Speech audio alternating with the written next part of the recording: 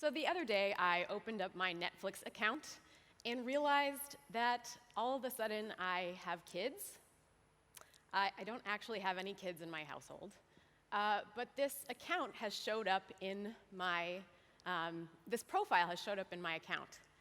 And I started to wonder, how did this happen?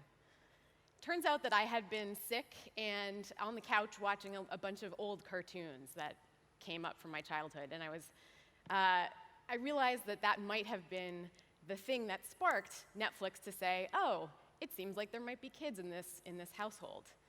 So fair, that's a great service, right? Parents are busy, they don't have time to mess around with settings. It's a great assumption to make. And yet, on my side, it felt like this kind of algorithmic conception, right? Immaculate conception. And I also started to wonder, if Netflix has this information in its context, how can I know that it's not going to some other context, to some other third party? As a user, I have no sense of where that might be going. So there's so many ways that personalization is so easy to start taking personally, especially when it comes to sensitive subjects like having kids. And I think when we're talking about making data work here at Strata, there's a lot of reasons why personalization isn't working for us right now. So I have a couple ideas about how we can start to fix that. And hopefully, by talking about a bunch of personal examples of things that I've encountered, I can start to make that a little bit more personal to you guys. Another example, I had this image as my cover photo on Facebook. And I captioned it, Liz Lemon plus Martha Stewart. Nothing about cheese, right? No word text that says cheese. I then started to get ads on Facebook for beer that goes well with cheese and for literal actual cheese boards themselves. So again, I started to wonder, how did this happen? Is this just because Facebook has incredibly good machine learning image recognition that then feeds the advertising engine? Or is it just simply that I am demographically bougie, according to Facebook? So as a user, I start to wonder, how am I supposed to interpret these things? I don't have any good signals to really understand what's going on here. And of course, these examples are super innocuous. It's cheese, right? But when I start to see something like this, an ad for an anorexia study, I start to take it a lot more personally. I start to wonder, what is it about my data that suggests that I would be a good target for anorexia research? Is it my Fitness Pal? Is it my Fitbit? How am I supposed to know? Is it just based on really coarse data, or something that's hyper-targeted based on my entire previous history? So I started to look at this ad, and it turns out on the website for the study, it's targeting women between the ages of 18 and 45 in the Boston area, which is where I was living before. And it's really no different in this case than the way that someone would normally buy a Subway ad to target that same population. It's not very personalized. But because it's showing up in this space that is arguably supposed to be a privileged, personalized space like the ads on Facebook, it's cutting into that possibility that it is personally targeted to me. So I think there's a lot of reasons why personalization isn't working right now. Sometimes it's because the data is just false, it's not accurate, it's not relevant to me. There's a lot of just crappy data out there, especially in the kind of data broker world where there's exchanges going back and forth and errors get introduced into the system. It could just be that the data or the algorithms themselves are not interpreting my intentions the way that I mean for them to be interpreted. But of course, I don't have any way of addressing that. It could just be, like in this anorexia case, that it's coarsely targeted to me. So the capability is there to be very personalized, but it's not actually being optimized towards that when people are actually buying the ads. It also could be like in the case of a woman who had a miscarriage but still received the bottle or the samples of baby formula at her doorstep. it's that the event has been triggered, but there's no quality of keeping that trail of data updated in any given context. And of course, again, another very personal example that touches home really closely. So at its worst, personalization is alienating people. It's targeting people. We're literally using the word target here. Think about that. Personalization is something that happens to people rather than happening for people right now. And that's largely just because we are so much relying on assumptions. I like to call this the uncanny valley of personalization. And this is really, again, one of those instances where we start to take personalization personally. But it's more than just that creepy sense of feeling like, oh, this is following me, or it's too close to home, but rather it's this sense of the uncanny. That is, this thing is supposed to represent me, it's supposed to be about me, but it's not reflecting something back to me that I recognize or understand as myself. And of course, that's bad for everybody. The marketers, the platforms and services that are supporting this personalized content, and it's obviously bad for users. And I think it's obviously why it's largely tied to the way that we are really basing all of this on a lot of assumptions. And for the most part, users don't have any way to correct for when those assumptions are wrong. We're relying on such huge amounts of information. In the case of Facebook's EdgeRank and newsfeed, FYI algorithms, they are considering up to 100,000 factors to personalize the content that you see. But I start to wonder, okay, well, that's all well and good, but what are we actually optimizing for? Is it actually what I want as a user, or is it to benefit Facebook? And ultimately, it comes down to they're optimizing for time on site, right? This algorithm is fundamentally for producing you spending more time there. And that's not necessarily in my interest. And it's becoming clear that there is going to be no neutral state in most digital experiences now.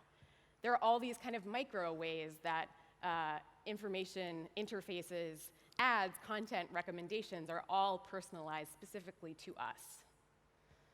So, given that this is really where we're going, I want to start thinking about ways that we can fix this problem, to start to give users a way to interact a little bit better. I'm here to represent the user. As it's clear from all my examples, I think this is really important, both as a user and as a kind of conceptual thing for society. But what I want to do is try to articulate some of this demand that I see that could be coming down the line that maybe isn't quite clear yet. So my proposal to solve this interface problem is the personalization spectrum. When I see an ad, I don't have any signals of how I'm supposed to interpret what I'm seeing. So what I'd love to be able to do is to say, okay, how coarsely targeted or how hyper-targeted is this experience? Is it based on just a few data points, or is it my entire history? And this does one of two things. It gives people the ability to start to interpret what's going on with a little bit more information about where this is coming from, what it's based on, maybe giving some insight into where this algorithmic judgment is coming from. But it also has the ability to expose levers or dials to the user, to give them the option to actually start to customize the experience and try to address the way that you want to be interacting with that personalized interface. So this, of course, is just a very high-level proposal. I'm offering it as a concept to all the kind of data scientists and designers and product developers in the room. But I think there's a lot we can do with this. So I want to talk through a couple of examples of how this might work in the wild, and also to point out a couple of places where it's already starting to show up as a solution to these questions. So when we look at ads, we have already started to see places like Google and Facebook that are exposing the categorizations and topics and inferences that have been made about us to in your ad profile. So that gives you an opportunity to see what the information is about you. And I maintain that looking at ads for consumers is actually one of the best ways to understand the relationship between our data and how it's used, because they're some of the clearest signals and the most visible signals that we have. So it's great that we can already start to see these categories, but I have no way of saying, well, I'm fine with this category, but I would like you to not use it in this particular context, for example. When I look at a feed, of course, I start to see lots of these top-down recipe videos and lots of fluffy animals. And they're those auto-playing videos that you kind of stop you when you're thumbing through, right? So it's fine. Facebook understands that I spend some time on these things, and it makes sense to show me more of them. But I don't want that to be the majority of my feed, personally. Especially right now, in the kind of political climate, I want a little bit more of the news and the conversations about political subjects, right? So, and what it really comes down to is if this is all what Facebook optimizes for me, that's going to start to get boring. And how I can kind of adjust that for myself or have any say in what I want that to be optimized for is completely gone for me. In the context of recommendations, Spotify is upheld as one of these great examples of people really loving this discovery service. So every week you get new recommendations for music that you might be interested in. And that's based on tons of different things, including what you've already listened to, but your playlists or what your friends listen to, and obviously the kind of larger profiling of music that they do. But I don't get to say, for example, well, my friend Sans has really great music taste, so I want to see his stuff show up in my feed more. I want to see it in my Discover Weekly. I don't have any ability to kind of skew the weight on how this works. Or I don't have the ability to say, hey, Spotify, just discount all of the kind of ambient music that I listen to without lyrics during work time when I'm writing. I would love to be able to do that. Now, I want to look at how Facebook is already starting to do a lot of this in its interface. And I think it's worth acknowledging that Facebook is kind of on the leading edge for exposing some of these interface changes to give users more information. In the context of ads, we see this example of they've just introduced the ability to click on an ad and say, why am I seeing this ad? And actually seeing information about what's behind the ad itself. So in this case, it's people interested in televisions, right? So, of course, it's far more complex than that, and it's only just a starting point to say what is maybe going on here. But I think it's an important start. And here's another example of something that I've personally seen, which was for women between the ages of 25 and 35 in Singapore interested in infant. Now, in this case, again, that is all well and good, but I still don't understand how it became clear that I was interested in infants, right? I don't have any way of understanding that, except if I go to manage your ad preferences down at the bottom. In the context of the feed, I can already start to say, yes, show me more of that friend, or show me less of this website or news source, which obviously became very important in the context of the elections and fake news and all of that. So it's getting down to this level of granularity, which is really great, but I still think there's not a kind of holistic way of looking at these types of adjustments, and that's what I'd like to see more of. Facebook and Twitter also are doing a really good job of surfacing stuff that you've missed while you were away, and it's all, of course, based on past behavior and what you've clicked on and who you've liked and all of that. But I would love to be able to say, no, just show me these types of friends, or just show me the news items rather than, the party that I missed. So obviously, these suggestions are just suggestions, and they're complicated, and there's a lot of reasons why they haven't necessarily been put forth yet as real opportunities in the wild. A lot of it has to do with the fact that exposing this type of information would be pretty heavy load on the user, right? It's the burden of managing all of this information.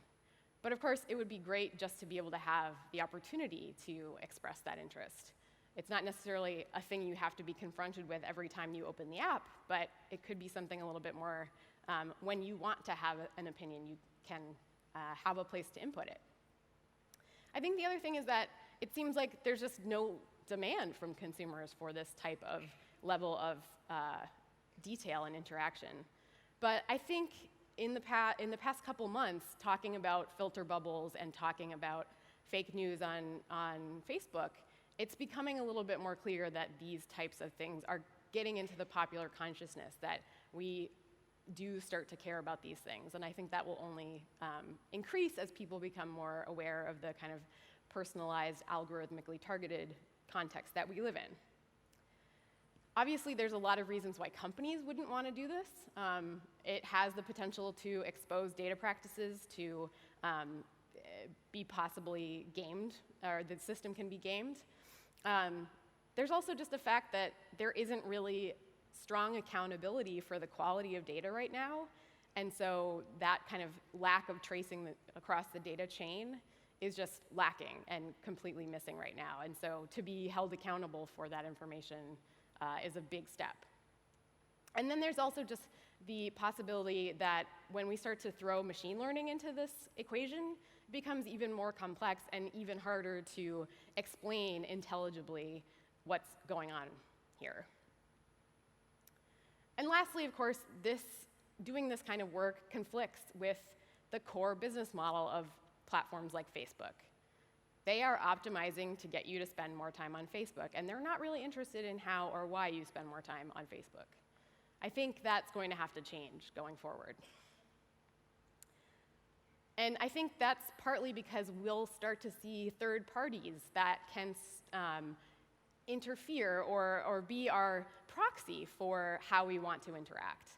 So this is a recent example that's just a plugin for Chrome that it's called Politico. And it will look at your Facebook friend list and who they link to, or who they like as news sources, and looks at your feed. So this is actually my feed. I admit that I am very liberal in who I follow and who is part of this. But it's at least an opportunity to show you what's going on behind the scenes as a user, especially in this kind of like we didn't know that half the world was interested, or half the United States was interested in being far more conservative. So ad recommendations are all well and good, but when we start to see this kind of personalization in different contexts, it starts to get a little bit more, the stakes are much higher. So we start to see things like categorizations based on vulnerable populations. That seems like a very problematic way of targeting people. And of course, there are probably some good uses of this kind of data, but the question is, when are you using this and to what ends? It's certainly not in the user's interest, probably, to use those categorizations if you're targeting against them. And this is where I start to wonder about the line between personalization and discrimination. And we've seen this in examples of differential retail pricing based on zip code, and that really gets into people's willingness to pay depending on where they live and what their socioeconomic status is. So again, is this personalization or is it price discrimination? Those same category, or the category of using Facebook's inferred ethnic affinity group, was a way to target certain users to one version of the trailer for this movie versus another version of the trailer that was more kind of white-focused and less intense, I guess. So ethnic affinity group, where does that come from on Facebook? And for the purposes of entertainment, okay, ethnic affinity group, maybe that's useful. But when you use that same category to target people for loans or mortgages, is that okay? It's turned out that ethnic affinity group has been outlawed on Facebook as a possible category for targeting.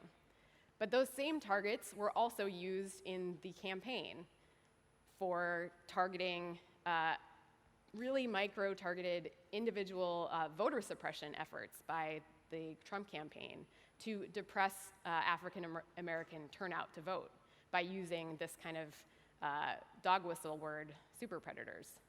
So they kind of got at people's baser instincts about not liking Hillary just by buying ads on Facebook. Now, is this personalization? Is it just politics? Is this kind of micro-targeting of political campaigns actually even legal? That's an open question.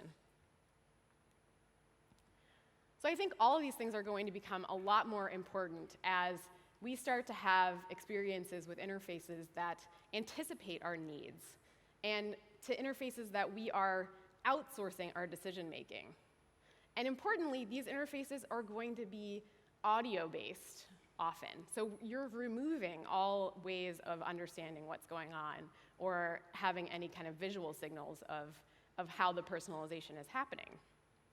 So I think it's going to be even more important to be able for users to express what their preferences are and have a way to suggest what their intentions are. I think this is going to be really important for businesses and platforms and services that rely on personalization. It's going to be the competitive advantage to actually provide really good service and effective personalization. I think also it introduces the possibility to remove some of our dependence on assumptions. If we can use big data to provide the assumption, but then test the assumption and see if it's right with user feedback and interaction, I think that's a pretty good step forward. And ultimately, I think more and more companies are going to have to become accountable in the public sphere to their data practices. I always use the rubric of saying, if your customers knew what you were doing with your data, would they be okay with it? And I think it's a really good rubric for just having a gut check when you're doing anything with detailed personal data. So this is my proposal to the designers, the data scientists, the product specialists in the room. I want to see how we can start to address a more interactive personalization experience, one that can tell us a lot about what is going into that experience and what we want to be able to get out of it. I think it has a lot of implications for interface design, but also feature policies, and I would love to see a lot more user research into these interactions. I think that's really lacking right now. So I want to leave you with this final question that really kind of gets at all of these problems with personalization when it doesn't work. What are we optimizing for? Is it towards discrimination and exploitation? Hopefully not. Or are we really just trying to make a better experience for personalization? So I want to talk a little bit more about this in office hours, so come and find me later. But please just think about ways that we can make the experience better for users. Thank you.